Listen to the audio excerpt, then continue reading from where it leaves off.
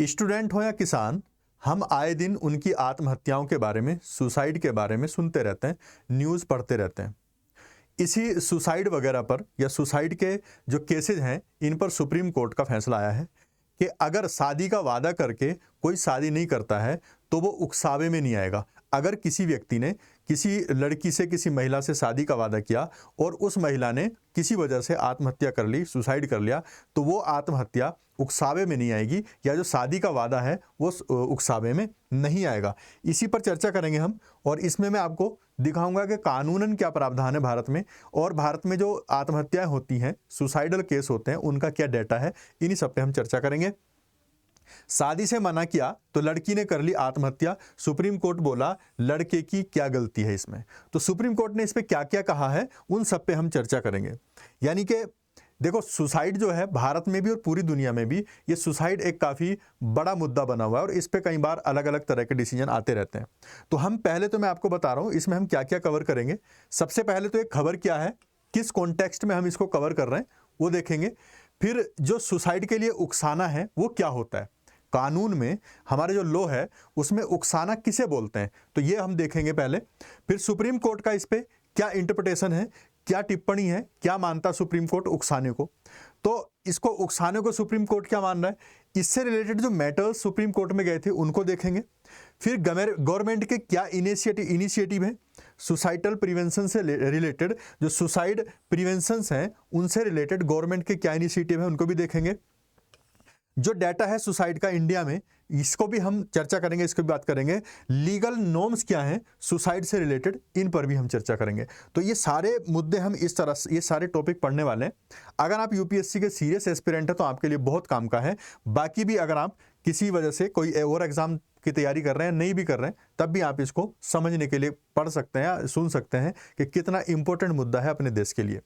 अभी supreme court ने कहा है कि जो टूटे हुए रिश्ते होते हैं वो भावनात्मक रूप से, यानी कि इमोशनली काफ़ी कष्टदायक होते हैं, काफ़ी दुख देते हैं। ये सुप्रीम कोर्ट की टिप्पणी है कि अगर रिश्ते टूटते हैं तो काफ़ी दर्द होता है, ये सुप्रीम कोर्ट ने माना है। लेकिन अगर आत्महत्या का डायरेक्ट इरादा ना हो, आत्महत्या करवाने का डायरेक्ट इरादा ना हो, अगर कोई व्यक्ति डायरेक्ट इन्वॉल्व ना हो सामने वाले की सुसाइड में, या तो वो खुद उसको ऐसा माहौल बना रहा है, उसकी डिग्निटी को ठेस पहुंचा रहा है, या उसको सपोज करो जहर की शीशी लाके दे दी, किसी ने जहर की बोतल लाके दे दी कि ले खा ले और मर जाए, इस टाइप से, तो अगर डायरेक्ट इन्वॉल्व ना हो तो उसको उकसावा नहीं माना जाएगा।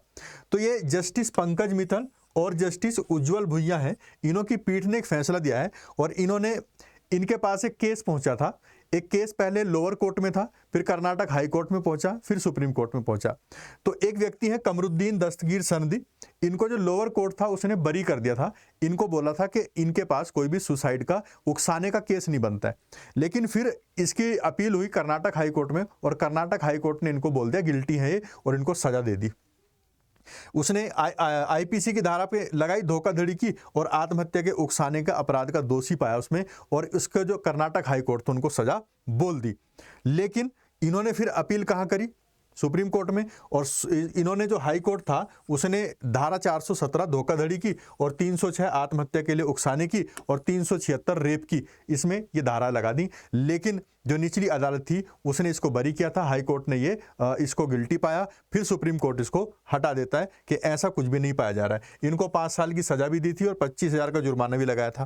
केस क्या था कि एक माँ ने इन पे आरोप लगाया था कि मेरी 21 साल की बेटी इससे प्यार करती थी, जो भी उसके इश्क में थी वो, और उसने इसकी वजह से 2007 में आत्महत्या कर ली है। तो इस तरह का ये केस था।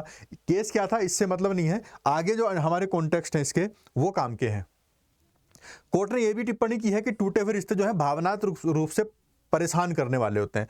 उन्होंने यह भी बोला है कि अगर किसी व्यक्ति ने शादी से पहले शादी का वादा भी किया और संबंध भी बनाए, शारीरिक संबंध हो या कोई और भी ऐसा मतलब उनके साथ रिश्ते हों, लेकिन फिर भी अगर आत्महत्या के लिए जानबूझकर कोई प्रयास नहीं किया गया है, उसने सिर्फ शारीरिक संबंध बनाए या वो रिश्ते में थे लेकिन जानबूझ के उसको आत्महत्या के लिए नहीं उकसाया, तो वो इसमें नहीं माना जाएगा। वो ये माना जाएगा कि जो टूटा हुआ रिश्ता है वो उससे परेशान हुआ। लड़की को ये माना जाएगा कि वो मेंटली स्ट्रोंग नहीं थी, वो उसको झेल नहीं पाई। ये खुद किसने कहा है? पीठ ने कहा है कि इस तरह के केस नहीं माने जाएंगे। भारत में घरेलू कलह यानी कि घरेलू झगड़े आम बात है, ये भी, या जो मतभेद है, ये भी किसकी टिप्पणी है? सुप्रीम कोर्ट की है। यानी कि भारत के समाज में घरेलू झगड़े ये आम बात है, उतनी बड़ी बात नहीं है। अगर उसकी वजह से वो आत्महत्या कर रही है, इसका मतलब उसका मेंटल लेवल उतना नहीं था कि वो झेल पाती, लेकिन डायरेक्ट किसी का इन्वॉल्व अगर नहीं है तो उसको नहीं माना जाएगा। इसकी वजह, जो अपराधी है, आरोपी आपराधिक इरादा स्थापित नहीं कर पाता है, तब तक वो 306 का धारा 306 का दोषी नहीं ठहराया जाएगा। ये सब सुप्रीम कोर्ट का क्या था?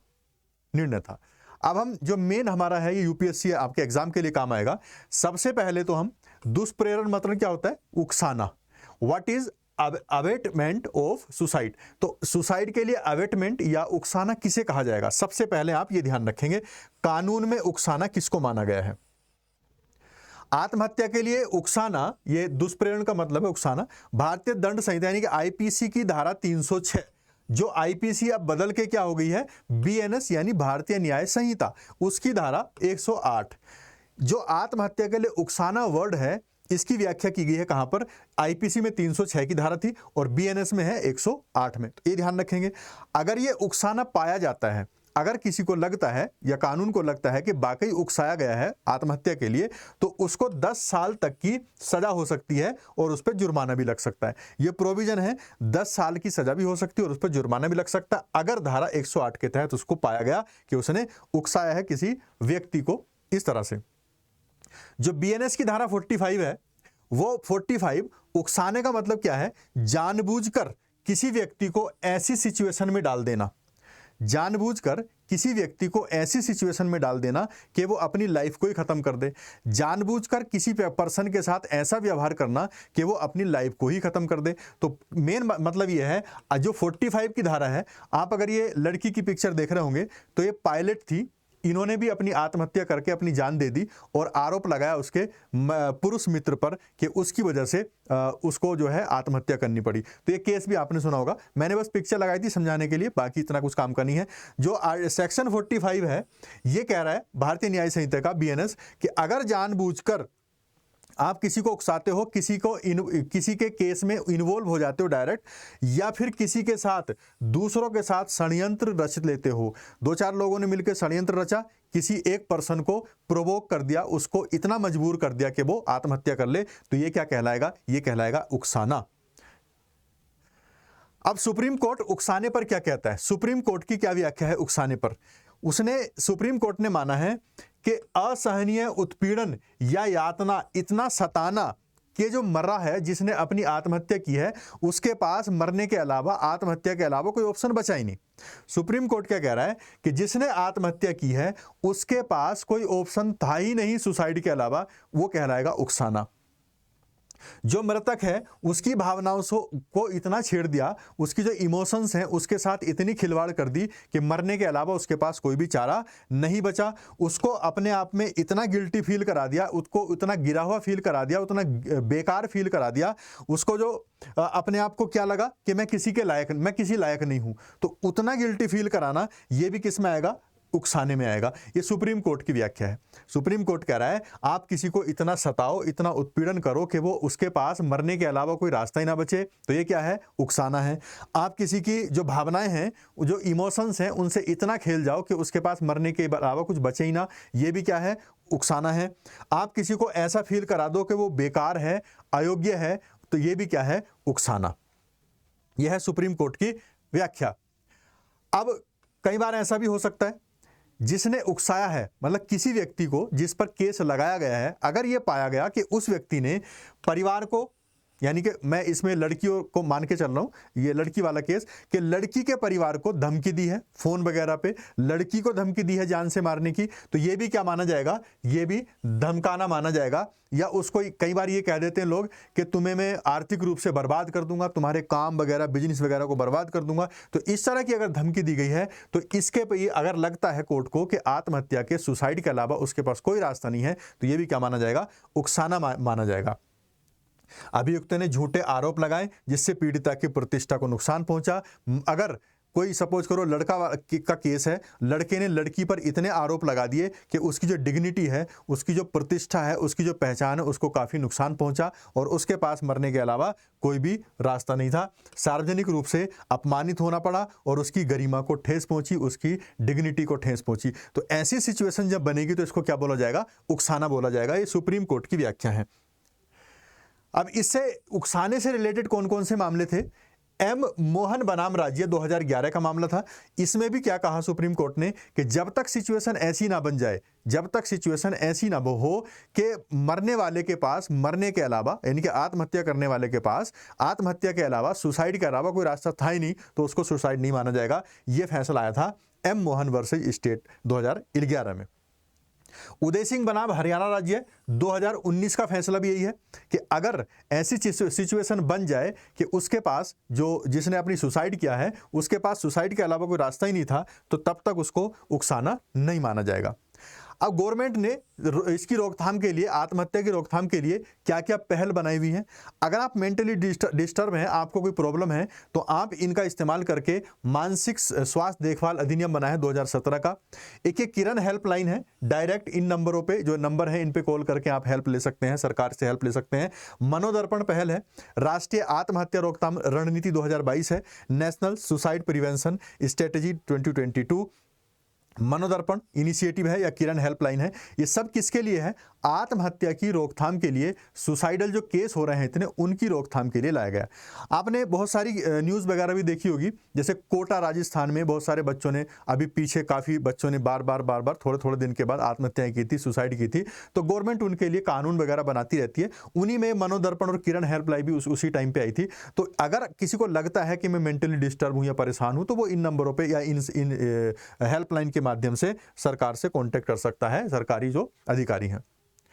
अब भारत में सरकारी जो आत्महत्या के आंकड़े हैं वो क्या कहते हैं? बड़े डरावने आंकड़े हैं। भारत में सबसे ज्यादा अगर आप देखेंगे तो जो स्टूडेंट सुसाइड हैं, स्टूडेंट जो सुसाइड्स हैं वो सबसे ज्यादा बढ़ रहे हैं, इंक्रीज हो रहे हैं। अगर मैं यहां पर इसकी रिपोर्ट मैं बात करूं, किसकी रिपोर्ट है? एनसीआरबी का डाटा है। एनसीआरबी ये कह रहा है कि हर साल भारत में 4% जो आत्महत्या है भारत में, उसमें छात्रों का जो आत्महत्याओं का रेशियो है वो 4% की वृद्धि हो रही है, लेकिन टोटल जो उसका वृद्धि है वो 2% है। मतलब जो टोटल सुसाइड केस है इंडिया में वो 2% के रेट से बढ़ रहे हैं, पर उसमें भी स्टूडेंट जो आत्महत्या कर रहे हैं, सुसाइड कर रहे हैं, वो 4% के रेट से बढ़ रहे हैं। यानी कि जो टोटल रेशियो है, टोटल परसेंटेज है, उससे ज़्यादा है स्टूडेंट का। और ये भी तब है जब इसकी रिपोर्ट कम होती है, यानी कि एफआईआर कम होती हैं। एफआईआर कम होती हैं तब 4% है। अगर पूरी एफआईआर हो जाए तो कितना होगा पता नहीं। ये एनसीआरबी का डाटा है, ये डाटा आपको पता होना चाहिए। स्टूडेंट सबसे ज़्यादा आत्महत्या कर रहे हैं, वो मतलब ये जो बढ़ रहा है 4% के रेट से। अगर हम जेंडर इनइक्वालिटी की बात करेंगे, लैंगिक असमानता की, तो 2022 में कुल आत्महत्याओं में से 53% मेल स्टूडेंट ने किए थे। ध्यान रखेंगे आप, जो पूरी आत्महत्याएं थी उसमें 53% आत्महत्याएं मेल स्टूडेंट ने की थी, पुरुष छात्रों ने की थी। और 2021 में जो पुरुष आत्महत्या थी उनमें 6% की गिरावट आई थी, लेकिन जो महिला आत्महत्या थी 2021 में वो 7% बढ़ी थी। तो 21 का डाटा अलग है, 22 का अलग है। 22 के डाटा में 53% जो मेल स्टूडेंट हैं उन्होंने सुसाइड किया था। ये ध्यान रखेंगे, ये भी डाटा आपका डराने वाला है। अगर हम पूरे डिकेड का देखेंगे, पूरे दशक का रुझान देखें, तो पिछले दशक में हम अगर बात करते हैं 0 से 24 साल के यंगस्टर की, तो 0 से 24 साल की जो हमारी यंग जनरेशन है उसकी जनसंख्या कम हुई है। मतलब हमारे पास यंगस्टर कम हुए हैं, यंग जनरेशन कम हो रही है, आबादी में कमी आ रही है, लेकिन जो सुसाइडल केस हैं वो बढ़ रहे हैं। अब ध्यान दीजिए, जो यंग हैं उनके जन्म तो कम हो रहे हैं, क्योंकि आजकल लोग बच्चे जो हैं कम पैदा कर रहे हैं, तो इसलिए जन्म दर जो है वो कम हो रही है यंग की, लेकिन सुसाइडल केस बढ़ रहे हैं। 6,654 आत्महत्याएं थी उसमें पिछले दशक में, और अब वो 13,044 हो गई है, डबल से भी ज़्यादा हो रहा है। तो ध्यान रखेंगे, सुसाइडल केस बढ़े हैं पिछले डिकेड में, एक डिकेड में। अगर हम स्टेट की बात करें तो महाराष्ट्र, तमिलनाडु और मध्य प्रदेश जो आत्महत्याओं के मामले में है, छात्रों की, स्टूडेंट की आत्महत्याओं के मामले में वो सबसे ज़्यादा हैं। और कुल राष्ट्रीय आंकड़ों का 1/3 यहाँ पर, तीनों जगह पर जो स्टूडेंट है वो सुसाइड करते हैं। तो पूरे भारत में जितने सुसाइड होते हैं स्टूडेंट के, उसमें से 1/3 महाराष्ट्र में, तमिलनाडु में और मध्य प्रदेश में ही सुसाइड केस आ जाते हैं। अब इसमें जो लीगल नॉर्म्स हैं, कानूनी मानदंड है इसके सुसाइड से रिलेटेड, वो क्या है? मानसिक स्वास्थ्य देखभाल अधिनियम 2017 आया था। इसकी धारा क्या कहती है? इसका जो मतलब धारा 115 है, वो कहती है कि आत्महत्या के प्रयास को गंभीर तनाव का परिणाम माना जाएगा और व्यक्ति पर मुकदमा नहीं चलाया जाएगा। इसको भी ध्यान रखेंगे। मतलब अगर कोई आत्महत्या कर रहा है, कोई सुसाइड कर रहा है, तो वो टेंशन का रिजल्ट माना जाएगा, तनाव का परिणाम माना जाएगा। ये माना जाएगा कि आप टेंशन को नहीं झेल पाए, आप प्रेशर को, किसी भी चीज के प्रेशर को नहीं झेल पाए, ये माना जाएगा। उसमें किसी पर मुकदमा नहीं चलाया जाएगा अगर कोई आत्महत्या करता है। तो जैसे आपने सुना होगा, कई बार क्या होता है, परिवार में या कहीं भी कोई आपको धमका देता है कि देख ले आत्महत्या कर लूंगा या कर लूंगी, और नाम लिख जाऊंगी लेटर तेरे नाम का, कि लेटर लिख दूंगी कि या लिख दूंगा कि इसकी वजह से, इसके प्रेशर की वजह से मैंने सुसाइड किया है। तो वो अब सुसाइड नहीं, उस पर अब केस नहीं चलेगा इस तरह से, जब तक वो प्रूफ ना हो जाए कि हाँ डायरेक्ट इसमें इन्वॉल्व था। जो न्याय संहिता है, इंडियन जुडिशियल कोर्ट, जो आत्महत्या का प्रयास करने संबंधी धारा के कानून को उसने अपनी बुक से हटा दिया, लेकिन अगर सुसाइड का प्रयास करना अभी भी आपराधिक रूप से दंडनीय है। क्यों दंडनीय है?